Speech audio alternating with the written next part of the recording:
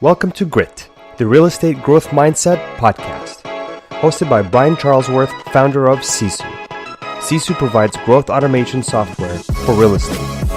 You'll hear stories from real estate thought and technology leaders, team owners, and brokers on how they grew their business in a rapidly changing industry. You'll learn how to transform your brokerage and teams into a high-performing and analytics-driven business so you have a new, durable, competitive advantage against disruption in your market. So let's get right into it. All right. Hello, everybody, and welcome back to the Grit podcast. I'm Brian Charlesworth. I'm the founder of Sisu, which is the real estate growth automation software, and your host of the show. And today I'm really excited to bring to you guys a marketing expert, really from the mortgage industry. And it's kind of a change to our show, but it's something that I think will give not only all of our team owners, but all of our agents listening just tremendous value on how to position yourself differently in the market. So here today with Phil Treadwell. Phil is a 15-year vet to the mortgage industry. He's been a top producing mortgage banker and also an independent mortgage banker. And he's currently the VP of Development and a regional manager for Mason-McDuffie Mortgage. Is that right? That is, yep. Okay.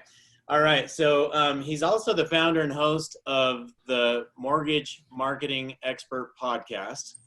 And he's also a co-founder of the Industry Syndicate. And those are things that I want to talk about today because those are things that you've done to differentiate yourself and really something that everybody should do to differentiate themselves, Phil. So tell me what I've missed. Man, I think you covered most of it. I'm actually just over 16 years in the industry. Started out as an originator, ran branches, owned a company, sold that company, and played in mid-sized mortgage banking companies pretty much ever since. Podcast host, do some speaking. Co-founded Industry Syndicate, which is, podcast network for mortgage and real estate professionals both.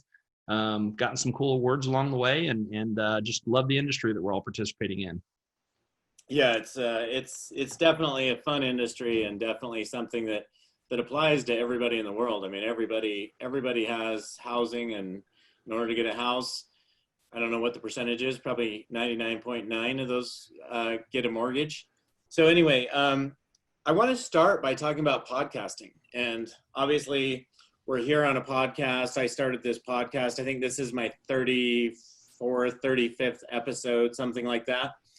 So it hasn't been that long, but definitely a way to set yourself apart in the industry and to bring in expertise and provide value for your customers. I'd love to hear from you, really, what is the true value of doing this? Why should every agent, every team owner, whomever, why is this important? That's a great question. I am a self-proclaimed podcast evangelist. So I typically like to talk about podcasting and the importance of it. To kind of start answering that question is really by kind of telling a little part of my journey in this.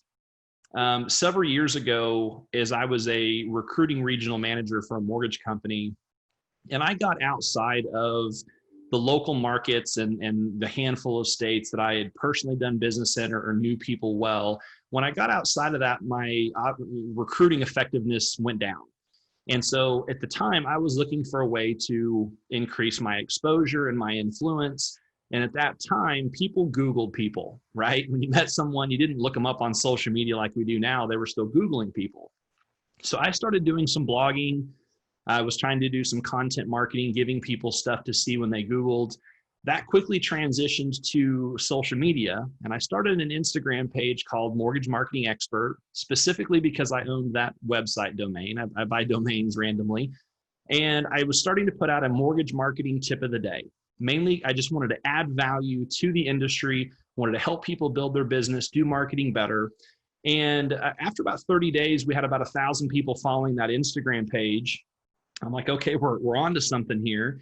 And after about 90 days, frankly, I ran out of things to say. There's only so many 1 or 2 liners that you can give people before you start, covering the same ground again. So this idea of starting a podcast I had for over a year, And I originally brought on experts so that whenever we were having a conversation, when they would throw out a tip, I could quote them and I would continue to feed this Instagram page. That was how, closed my mind, was to it at the time. What I realized very quickly is people started paying a ton of attention to what we were doing because we were bringing people on that normally cost thousands of dollars a month for coaching. And I got them for 30 or 45 minutes to ask any question that I wanted. And so I used that to really build a platform to kind of piggyback off their audience and create some influence. And that's, my audience was specifically mortgage professionals. And so, with any type of marketing, I tell people there's 3 steps. Number 1 is who is your audience? Number 2 is what message is it that you're trying to give that audience? And then number 3, that's when you choose the medium. As a busy mortgage professional, I didn't watch a lot of long form videos. I didn't sit and watch YouTube for hours at a time. And even books, I'm an avid reader. I consumed a lot of those via Audible, but I did have time when I was at the gym, when I was commuting, when I was doing other things to consume a lot of podcasts. And so that was the medium that I chose. And my content was just, helping people build their business. And when it comes into podcasting specifically, I would say that half of people in the world still haven't even really listened to a podcast, or really don't know much about what it is. So I say that to say it's still wide open. But there's some statistics that say that the average person that's listening to a podcast is 40% more likely to have an income of $250,000 or more. And so when we talk about housing, that's your perfect demographic, right? You have a lot of people that... Can you repeat that for us? I want to hear that one more time. Yeah, so, and I can pull the exact statistic, but it's the average podcast listener is 40% more likely to have an income of $250,000 or more. So for mortgage and real estate, that's exactly the demographic of the people that we want to hear, right? And so that's our target audience, right? That's the main thing that, we should be taking away from these things. And when I was comparing video, the average video view is less than 10 seconds. And even if you took the top 10 most watched videos on Facebook, for example, the average view was still only about 71 seconds. So from that perspective, I'm like, to be a top 10 most watched view on top 10 video on Facebook, they're still only going to be there for a minute. Where according to Edison Research, 93% of people listen to most or all of a podcast episode that they begin. And so, only 7% listen to just the beginning or less than half. So I'm like, okay, hold on a second here. Videos aren't getting much engagement. Now, don't get me wrong. They're the most engaged type of content, but you have to be really, really, really good to even get them for a minute. But yet 93% of people are listening to all or most of a podcast episode. And when you look at the demographics of who those people are, I've got people that are exactly in the wheelhouse of who I want, right? As far as, the housing industry. And the other statistic that's important to know about podcasting is that 70% of listeners say that they have become aware of a new product or service that they heard on a podcast. So you got 2 things here. If you have a product or service that you want to market on a podcast, that's a great way to get in front of people. Or if you're a service provider or someone that's trying to get known more in the community, you're going to be able to reach people by talking about topics. And you're also going to be able to attract people to you that want to be on your podcast, either as a guest or to monetize. And so that's some kind of some high level reasons why I was, very drawn to podcasting. People listen to long form content more. You can take that long form content, this recording, and break it up into, the written form of content. If you want a transcript or these, quote pics that I was pulling out, you can use some of the clips, to do for audiograms. You can repurpose it into micro content very, very easily, which I think a lot of mortgage and real estate professionals are saying, well, I don't know when I'm going to create content, or I don't have the time. Well, they do have time to maybe have an hour-long conversation, and then they can pay someone or take their spare time to break it up. And then the last thing I'll say about this, can I add to that? Because please. Now you have all of that content on your website for all of the SEO search engines, which otherwise they're not looking for your beautiful pictures. They're looking for the value that you're bringing. Totally. Yeah. So Totally agree. Your last point on that, Phil, was well, and to finish that thought, now if you Google is pulling up those podcast episodes. They're actually adding that into their search results. Kind of like we used to Google something and you would get the web pages, but you get all the videos on there. Now they're doing that with podcast episodes, and there's talk of they're going to be, they have AI platforms that are going to be reading and transcribing that episode to pull out keywords when people Google it as well. Because right now, if you Google something related to a topic that I had on my podcast, it's going to have to show up as SEO or keywords within the title or the show notes, right? So podcasters need to be very good about writing detailed show notes and having the keywords in there about what that specific episode is going to be. But in the future, again, all of those podcast episodes stay out there. When the algorithms catch up, they're also going to be listening to those podcast episodes. And if you and I say a keyword that someone's searching, we have a potential to be reached there. So that's a great point. I appreciate you bringing that up.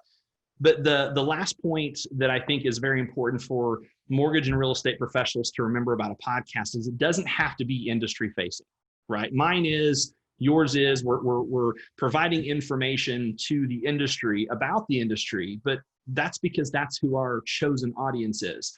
For the average real estate professional, the average mortgage professional, they're trying to reach their sphere of influence. They're trying to reach people in the community, clients, consumers. So I recommend people choose podcast topics that are hobbies or other things that they're really interested and excited about. Because if you have a community podcast, whether it's on a national level or on a local level, you're attracting the type of people to listen that you want as potential clients, right? The very first podcast I ever listened to was a home brewing podcast, like home brewing beer, because I opened up a craft beer brewery years ago. And so that was the first podcast I listened, was ones that were teaching how to home brew beer, and they were interviewing pro breweries. And so I even have a guy that's on my team. He and his family have foster kids. They do a lot with nonprofits and ministries.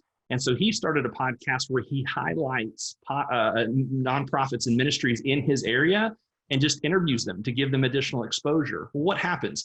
All of those people share it to their audience, and they share it to other people to give, exposure to these great causes. Okay, well, whose podcast was that? Who is that guy that's interviewing people? Okay, he's a mortgage professional. Guys, that's exactly the type of exposure you want, because the old adage, people want to buy something, they don't want to be sold something. Refinances are popular right now, obviously, because interest rates are low. If you're handing out your card to the Subway guy or to the fellow parent at the PTA meeting and say, hey, call me if you want to refi, chances are they're not going to call you. But if you're having conversations and people ask what you do or see your social media profile and see what you do as a mortgage and real estate professional, they may reach out and start asking you questions about the business. So we have to be very careful in how we create influence, how we grow our business. And podcasting is a great way, and it's a very uninvasive way to get your name out there and let people know what you do, so long as you're offering content that those people want to hear and find valuable. It's very interesting. I don't remember, what percentage did you say that start a podcast, finish the podcast? 93%. And I've got the stats here. 52% listen to the entire thing when they start it, and 41% listen to most. So together you have 93% of people listen to most or all of a podcast. Then you have 2% that just listen to the beginning and 5% that listen to less than half. So even if it falls into that 7%, if the average podcast episode, and it's not if, the average podcast episode is around 40 minutes, you're still getting them for 20 minutes. That's still 10 to 20 times the amount of time that people watch one of the most popular videos on a social media platform. So you still get that time to develop a thought process or an idea with somebody. I think another point of that is, when do people mostly listen to podcasts? You mentioned when you're in the car or in the gym. That's the exact same time I listen to it. So, or possibly when I'm on a bike ride. So it's not like I'm going to stop and change what I'm listening to, right? I'm focused on something, but at the same time, I can focus on this and nothing else at the time. It's almost a release for me. Do you think that's pretty true for the industry of listeners out there? I totally think so. And I also think the reason podcasting is catching on is I wrote a blog recently on my website that was what I learned in the first 2 years of podcasting. And one of the important things that I mentioned in there is that podcasters are not each other's competition. We're each other's business development. Because if I get an industry professional to listen to my podcast and they like it, they're very likely to go subscribe and listen to other industry podcasts and vice versa.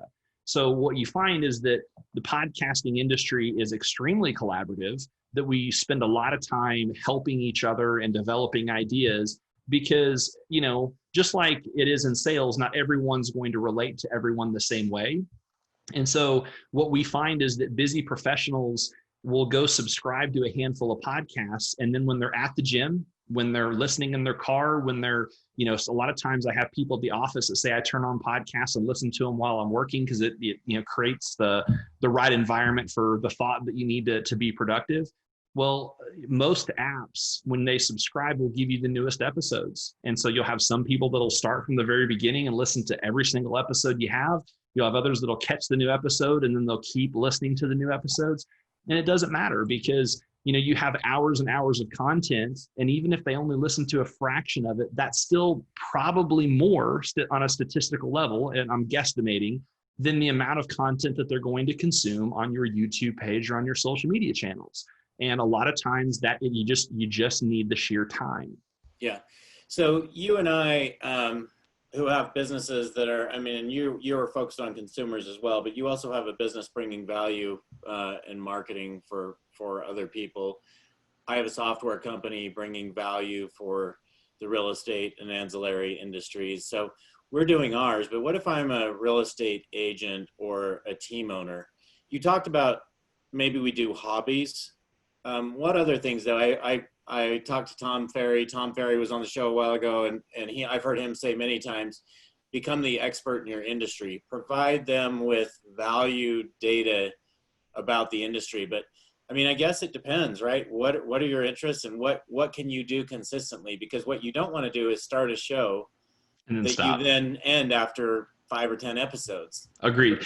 So I agree with all three of those. Number one, you can start a podcast that's of an interest of you. And, there was a guy I heard of one time that he played adult softball leagues, and he started a podcast about it and created a nationwide following of these networks of people because that was something he was passionate about, and he was getting business from all over the country. So hobbies do work. I do agree with Tom in a sense that be an expert in your industry, in your market, and you can create a real estate facing or mortgage facing podcast and talk about the industry from a consumer perspective. Mm-hmm. I think the ones that are most effective, and the third idea in there is talk about things within your community, right? If you went and interviewed business owners about local businesses, or if you had a podcast related to new developments or, not just residential developments, but new restaurants and businesses that were coming into town. Two things happen. One, you have people that live there that want to keep up with what's going on. And then you have people that are traveling to the area that are thinking about moving to the area that are doing some research about it. And again, with that SEO we talked about, you popped up and get noticed. Well, if you're a mortgage or real estate professional and they're going to be moving to the area, that's your perfect client, right? So you're only really limited by your ability to be creative. And I tell people, if you were a consumer looking for podcasts, or as a consumer of podcasts, what type of things do you want to listen to? And what type of things are you going to enjoy doing? As you mentioned a second ago, you have to like doing it. You've got to want to continue to do it for a long period of time. So what are those things? And then by doing that, you're going to attract people to you like you are. And so, for example, when I first started my podcast, I wanted to keep it around 30 or 45 minutes because a lot of the podcasts I knew were quite a bit longer, an hour, sometimes 2 or 3. A lot of the podcasts I listened to had extremely lengthy intros, and I wanted, a punchy song, a quick intro, and then let's get to the podcast because I was having like 5 and 6 minutes of having to fast forward through till they actually got to the conversation. Yeah. And I wanted to ask questions about my industry. Most of all, I wanted to make sure that I enjoyed listening to the podcast I was creating and knew that even if no one listened, I was learning a lot about it and could use the content in other ways. And I think that's what people need to do. Don't worry so much about what everyone else might think. Do one that you think your intended audience or you yourself will like, and you'll attract the people to you, because that's who we do business with anyway. Yeah, it's funny. My wife or my family or different people have heard me listening to my own podcast. They're like, well, why are you listening to your own podcast? I'm like, because there's some content in here I want to hear again, and I want to be able to share with people, right? So anyway. I don't think that's bad at all. I do listen. I'm not ashamed to say I listen to my own podcast episodes. I'll typically wait until they're a few months dated and then go back and listen again, sometimes a couple of times, because what that does is I also learn how to be better as a podcaster. And then I learn about things or think about things that I haven't thought about for a few months. And then I can turn around and revisit that. And we have some recurring themes within it. But yeah, I mean, I think that go out and interview or talk to or about things and then use it. It's evergreen content most of the time. So use it. It's incredible. One of the ideas I love that you shared was talking about interviewing local businesses. I think it's a great idea, and not only does it do all of the things you shared, but it also, you're promoting these local business owners. What kind of loyalty do you think they're going to have to you, which they are also buyers, right, and sellers of homes? So. Well, and let's think about it for a second. Just anybody, when you're a guest on a podcast, I'm a guest on this one, or I've done a couple of hundred of these outside of the 90 some odd episodes that I've done of mine. Whenever I'm on a podcast or it's my own, what do? I share it out with everybody on social media, right? As soon as I get the links to this, I'm going to share it out. Hey, I was on Brian's podcast. We've had some cool conversations. Let me know what you think. If you're a business owner and you're not in this space of podcasting, and someone in the community comes to you and says, hey, I have a podcast where we highlight and showcase local businesses, we'd love you to be on. When that podcast comes out, as a business owner, what are you going to do? You're going to share it with everybody under the sun. You may embed it in your website because it's 30 minutes or 45 minutes of you talking about your business. So now all of the people that follow them or that are in their sphere of influence now have exposure to you in the podcast that you're hosting. And I'm not ashamed to say that's how I very quickly became influential and created a brand within my industry, and was very humbled to be voted 40 most influential mortgage professionals under 40, not because of anything special that I did, but because I got the opportunity to collaborate with titans within the industry. They would come on my podcast. I would ask them all the cool questions that I wanted to get answered for me. People listened, number one, and number two, when they shared that podcast with their sphere of influence or on their social media profiles, when they were nice enough to do so, all of the people that followed them are like, okay, who's this Phil Treadwell guy? Well, he's got a podcast. And then they listened to the podcast, and some kept listening. And that's how kind of influence hacking or audience hacking works. If you think about basic circle marketing, who do you know? Now, each one of those people has a circle that they know, and so on and so forth. We're doing the same thing with podcasting, and it just grows and grows from there. So if you have a topic as a real estate professional or mortgage professional that it's highly likely that people will listen to, if they like it, they'll share it with other people, and it just grows and grows from there. Yeah, and it just keeps getting shared. So great. Anything else you want to share on podcasting? I think that's it's been great. I love podcasting. And one of the things I love is, like, just sitting here with you right now, Phil, I'm learning myself. Yes. So same way. I learn in every episode that I record. I recorded a guy named Neil Schaefer, who wrote a book, Age of Influence, and he talks about influence within social media and marketing. And it was an incredible conversation. And I learn every time I do an interview, and every time I'm being interviewed. There's always takeaways from it. And so if for no other reason, sometimes you can have people go out and create a YouTube channel or a podcast and interview folks, just because you become sharper and better. You learn the questions to ask and the topics that matter and that are relevant to your business. Thank you for sharing that, Phil. You are a marketing expert. What other marketing tips would you have outside of podcasting for anybody in the mortgage or real estate space? If you've been enjoying Grit, please help us continue to grow the channel by leaving a 5-star review and sharing it with a friend. Now back to Grit. Yeah, so that's a tough question. I would say don't underestimate the impact of a strong personal brand. And a lot of times people misconstrue that term personal brand. And I was fortunate enough to have Gary Vaynerchuk, Gary V, on my podcast. I got to travel to New York and VaynerMedia and do a podcast there. And so I asked, you did one live in his studio, is that right? I did. I did one live in Gary V's studio. Oh, Originally, it was going to be a Zoom recording, and he ended up having to cancel. And then a few months later, as we were trying to put it together, they said, "Hey, because this has taken longer than necessary, why don't you just come here?" And so I got to see the epicenter of his mothership at VaynerMedia. That was really, really cool. But one of the conversations that we had was around a personal brand, and he said, a lot of people hear it and think that's kind of a douchey term. And he said, what you need to be thinking about is reputation, because most people, when you say reputation, their spine stiffens a little bit. And that's what we're talking about with a personal brand. But you need to focus on the person more so than just the brand, especially in real estate. I see it all the time with real estate agents. They think they need a cool little logo and a cool little team name and a shtick. And that's great. There's nothing wrong with branding your team or branding your business within the broader scope of the industry. But that's not necessarily what I'm talking about.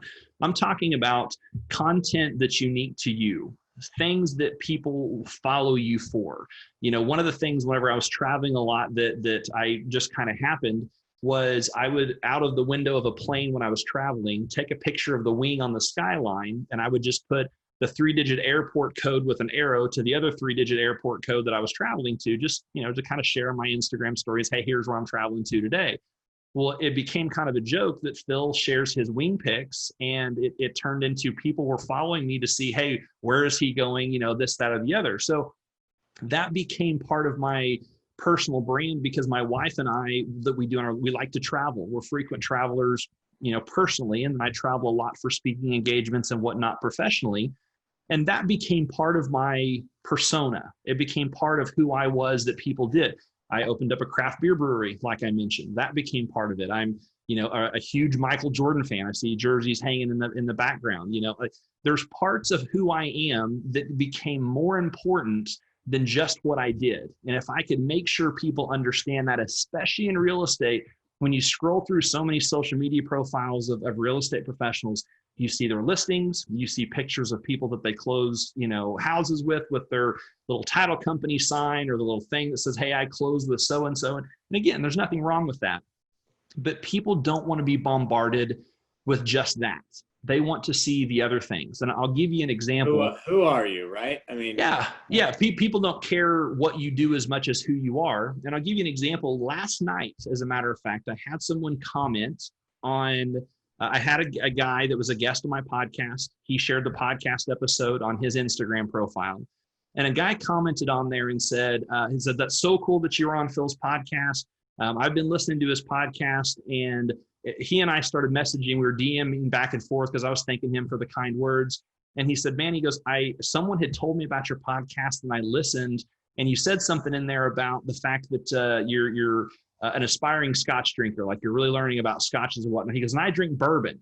And he goes, I just thought that was really cool. So I kept listening to your podcast. And I thought to myself, it wasn't because of the guest. It wasn't because we were talking about, we had a shared commonality of different types of whiskey. And that's what got him in. And had I not shared those things in my social media profiles and the conversations, it would have just been another podcast talking about marketing things. So that's the first thing I would say when it comes to marketing. And the last thing I'll say on that is effective marketing is the balance of trust and attention.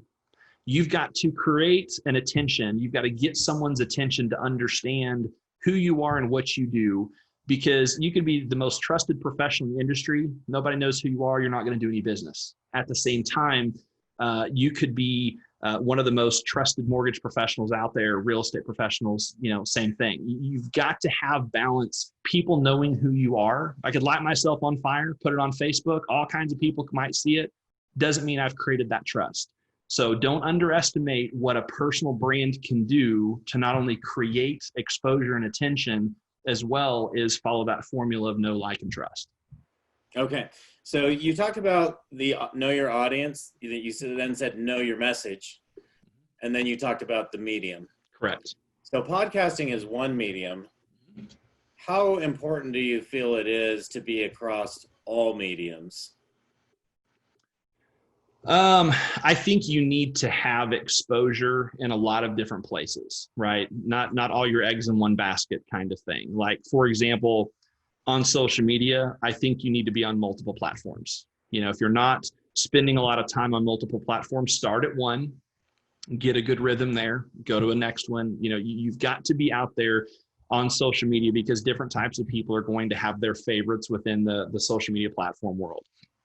I don't think that you have to go really, really deep across a lot of different content types. And what I mean by that is there's really four main types of content. You have written, you've got audio or voice, and then you have video, and then you kind of have a part 3B, which is pictures, right? You can still put out a lot of picture content, but essentially audio, written, and then video. I'm very heavy in audio, but I use that to be some in written, where there's some long form, posts, on Facebook or Instagram. I do some audiograms. We'll take some screenshots, or sometimes I take the Zoom recording like this and repurpose it into short videos. But you need to have what your main platform is, and then from there you can spread your net a little wider. But do I think people should take a ton of time building out a podcast as well as a YouTube channel, as well as posting multiple times a day on all of the different social media profiles? No, I don't think so. I think, again, that formula of know who is your target audience, what message is it that you're trying to give them, and then the third part is, what medium, because typically there's only one or two mediums that's going to most effectively deliver that particular message to that particular audience. For me, it's podcast and social media. I don't do a ton of video. I did for a while. My first 50 episodes, you can see either the whole episode or a fraction of it on the Mortgage Marketing Expert YouTube channel. What I found, though, is 90% of my listeners were either subscribed or they saw the podcast because of social media. I was not getting any lift of YouTubers or YouTube people stumbling across it and then going and listening to my podcast. Yeah. And so I stopped doing that. So you have to have some clear focus, but you also need to spread your wings a little bit. So when you say social media, what are the social media platforms you use to market your message to the mortgage industry? I think you need to be on Facebook, LinkedIn, Instagram, and Twitter. I think you need to be on all four of those platforms. Again, a lot of people will kind of poo-poo on the Twitter comment. The reason that I think Twitter matters is it's a way to jump into conversations, right? Hashtagging and, geographic area, you can find people talking about, open houses or, mortgages or different things and jump into those conversations. Or if you're talking about what we were, going over earlier, you can jump in and have conversations with people about things that have absolutely nothing to do with the industry and connect with people and then find out about what you do. But aside from Twitter, I think Facebook, Instagram, and LinkedIn are probably the most important platforms. And in mortgage and real estate, you'll have people, again, that will turn up their nose at LinkedIn because they're getting spammed by recruiters or people that want to hire them. But you have to think about it like we did with the podcast and business owners. What if you went in your local market and connected with business owners, with young professionals or older professionals or whoever else is on there, and you started sharing content that they were engaged with? Well, then again, when they're in market or have someone, you're the one that they see. And LinkedIn engagement is as high as Facebook was, 7-8 years ago. Right now, believe it or not, there's still more people consuming content on LinkedIn than there is people creating content, which will create more engagement on the post that you put out there. And so, Facebook and Instagram, those are obvious choices. I would say on Facebook, focus a lot on groups and focus on engaging with other people's content. If you post something on Facebook, you have between a 2 and 20% chance that someone's going to see it. But if you go comment an insightful comment on someone else's post, there's almost 100% chance that they're going to see it. So when you're talking about engagement, sometimes it's not about posting all the time as much as it is engaging with other people's content. And so again, those are, I think it's important to be across all four platforms. So I noticed you didn't say TikTok. Now, Gary Vee is all over TikTok. I think he's up to, I would guess, 6 million viewers there. My son just hit 4.5 million, or nice. Actually he just hit 5 million on TikTok. Now, because he's got 5 million on TikTok, he's got hundreds of thousands on every other platform. I know TikTok is kind of a different audience, but Gary Vee, he's not necessarily the TikTok audience either. So he's had success with it. I noticed you didn't bring that up. Most business professionals are not yet on TikTok. What's your I love TikTok as a platform. I am a TikTok consumer. I do have a TikTok account. I have a few posts on there. It's mainly been me trying to familiarize myself with the platform. But since I went and did my recording, what's been 9 or 10 months ago, I have been an active TikTok participant. The reason I don't mention it is because I'm still not sure how it's scalable within business. I totally agree that someone can go put good content on TikTok, go to a huge audience, which will spill over into their other social media profiles. But I typically only talk about platforms that I know for sure or have a strategy of how that can be parlayed into business. I totally agree. It's a viral platform that's aging up extremely quickly that you can get a ton of engagement with. But unless that engagement and content online can translate to offline business and sales, right, then it's not something that I feel good about endorsing. I think everybody should have a TikTok account. I think you need to learn the platform, and there's a lot of other social networks out there that aren't maybe getting quite as much exposure that you need to familiarize yourself with. Just like on Instagram, Reels came out. I know how to do Reels now. I'm experimenting with it and playing with it. We need to continue to be learning. The only reason I didn't mention it isn't because people shouldn't do it. It's that I don't know how to effectively articulate, if you do X and then Y, here is your result in business. And I agree with Gary Vee. There's lots of ways to do it. I'm just still learning it myself, and so I don't want to speak out of turn and point somebody in the wrong direction. Yeah, I mean, I haven't done anything business-wise on TikTok either, but I watch Gary Vee, and I think the biggest thing that I look at when I see that is the up-and-coming generation, and he's already got their attention when they're still in their, call it 15 to 22 years old, and they're already listening to Gary Vee because he's on TikTok. So totally. I think if you want to capture that younger generation, great place to start. You just need to figure out how to be effective on it, which is a different animal, especially for business people.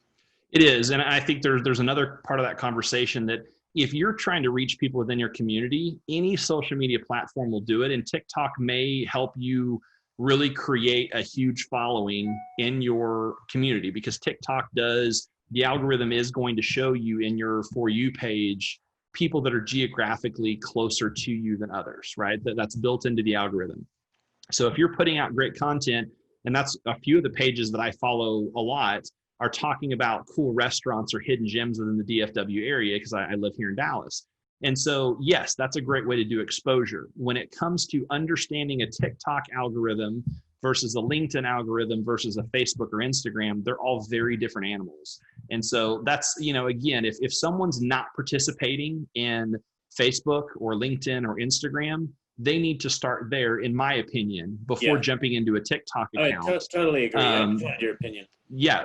And so I think that is where things are going, assuming there's obviously some political turmoil about what that looks like. But I think at the end of the day, if you put out good content that people want to engage with on any platform, people will find out that you're a mortgage and real estate professional. So that's kind of the long and short of it.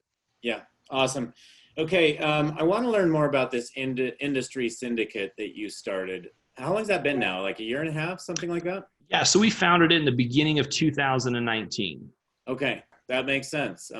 That's really just when we were launching our software platform, and I was talking to one of your co-founders there about driving us into the mortgage industry. But tell us what that is. I mean, what is the Industry Syndicate? Yeah, so the Industry Syndicate is the first and largest podcast network specifically for mortgage and real estate professionals.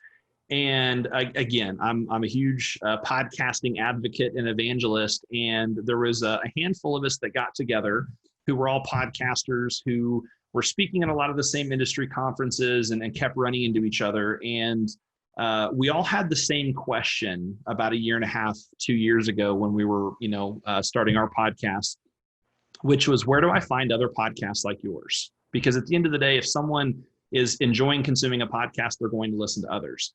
So what we decided is we wanted to be a go-to resource for mortgage and real estate professionals to find good content that was relevant for modern mortgage and real estate professionals. And so we have about 32 or 33 shows that are all podcasts specifically for mortgage or real estate professionals or both.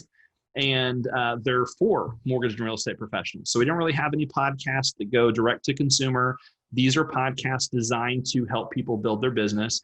And so it wasn't a big decision other than, hey, let's formalize this. Let's create a name. Everybody has a little Industry Syndicate logo that fits in the bottom of their cover art. We liked it because it looked similar to the parental advisory logo that was on CDs and tapes whenever we were kids.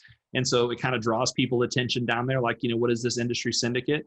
And as we've grown and evolved, we have a mobile app where people can see our shows, can listen to some of our shows through the app, can participate in a community and talk with other, listeners and show hosts and things of that nature. But really, it was just about making sure we could add value to the industry and sending people to get the Industry Syndicate mobile app on Google Play or Apple's App Store, or go online and see a list of our shows. We felt like that was a lot easier than saying, hey, here is the 5 best, real estate podcasts or whatever. So we just kind of put a collaborative together and a network. And we've had a lot of support and we're trying to help each other increase our audiences and provide better content to the industry. So what does somebody need to do to get on the Industry Syndicate? And I ask that as a real estate host of a podcast. I'm not on that syndicate. So what needs to happen there? I mean, if I'm on there, then you're on there on my show, right? Right. Yeah. So, and it does happen. We do share guests with one another and we are guests on each other's podcasts. But no, it's as simple as, reaching out to Dustin Brome, who has the Massive Agent podcast. He and I are the co-founders. And, we look at a couple different things. One is we want to make sure that someone has an audience size.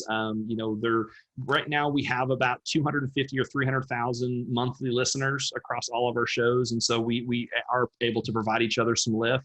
And so we look at, does someone have a decent audience size? Do they fit in a niche that maybe we're not covering? If we have 3 or 4 shows that are all talking about the exact same thing, it tends to get watered down. We want to add some value as far as that as well. But, we typically just have conversations, make sure they're of a like mind, and then we put it together. Awesome. I read something about you. I don't remember where it was, but you were talking about closing gifts backfiring.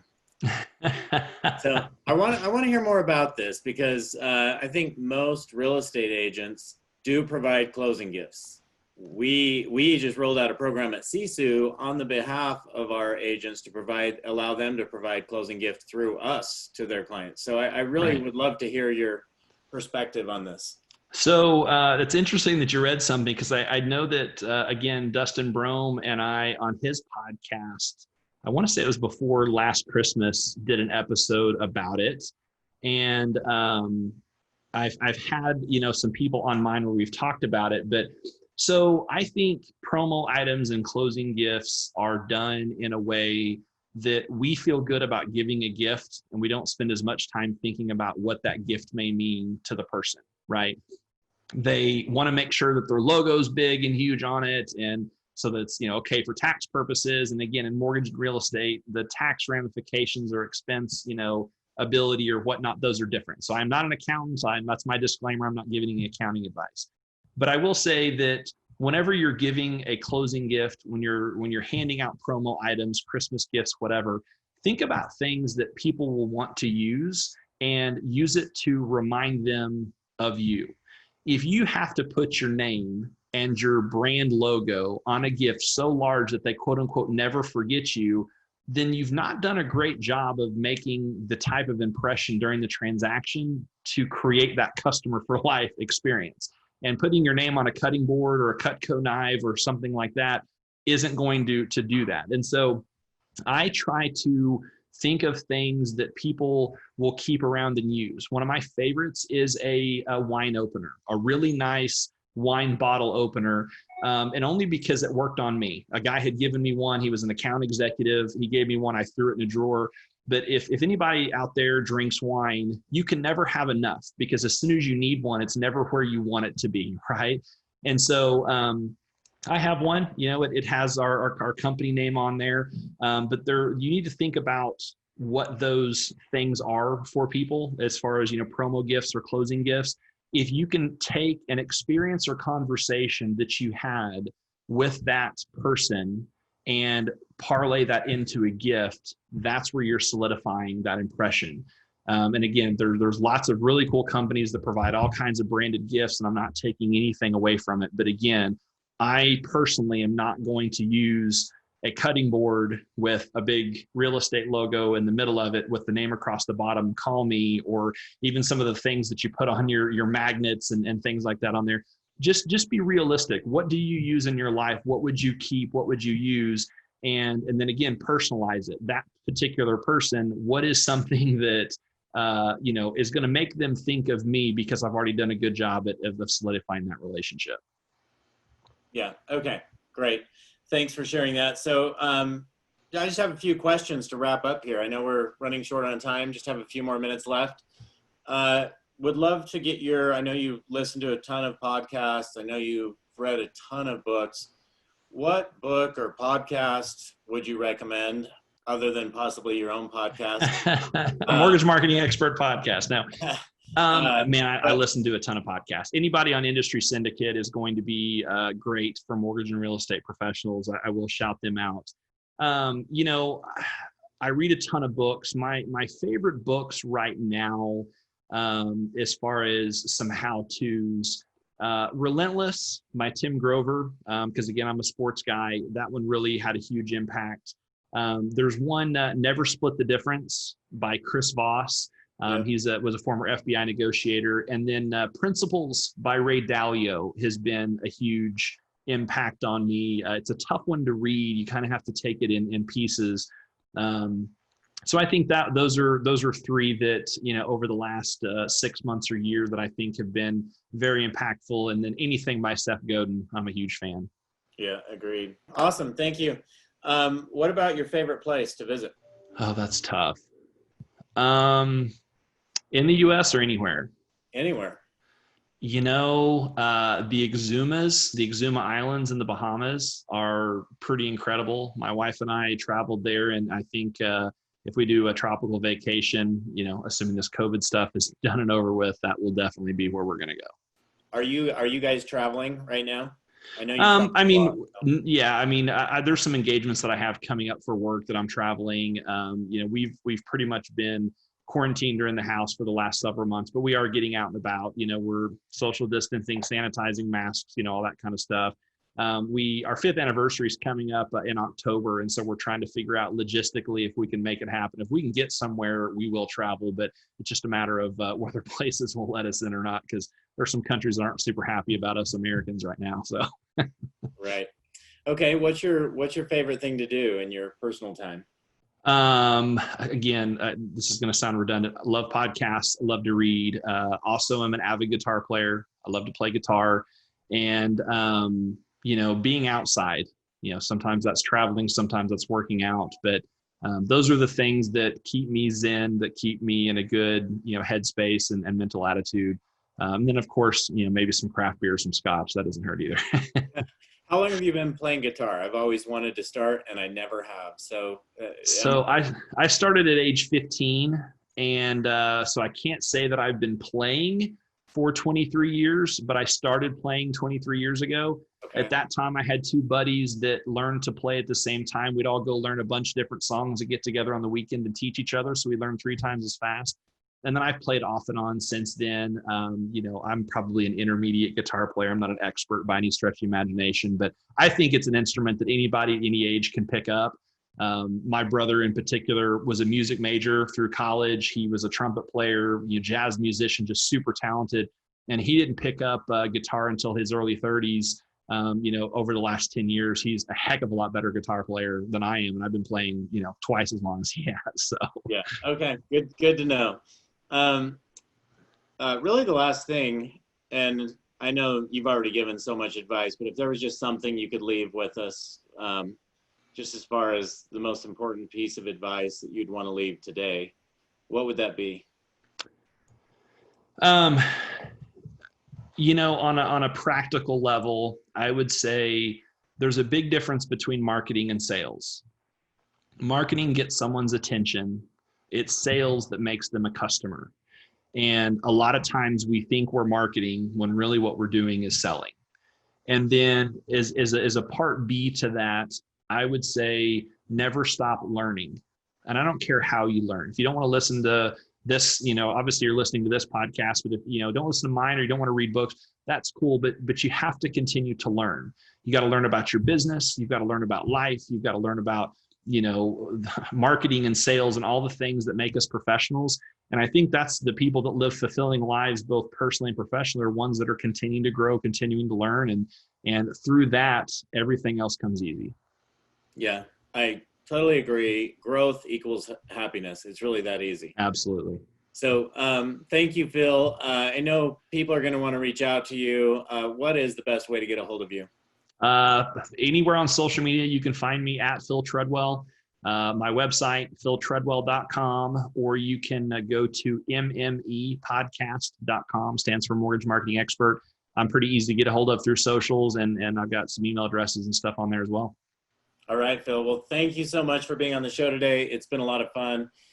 You've given some great advice and some things that I'm definitely going to take into my businesses. So, well, Brian, I appreciate what you're doing for the industry. Appreciate you having me on, and I'm a big fan.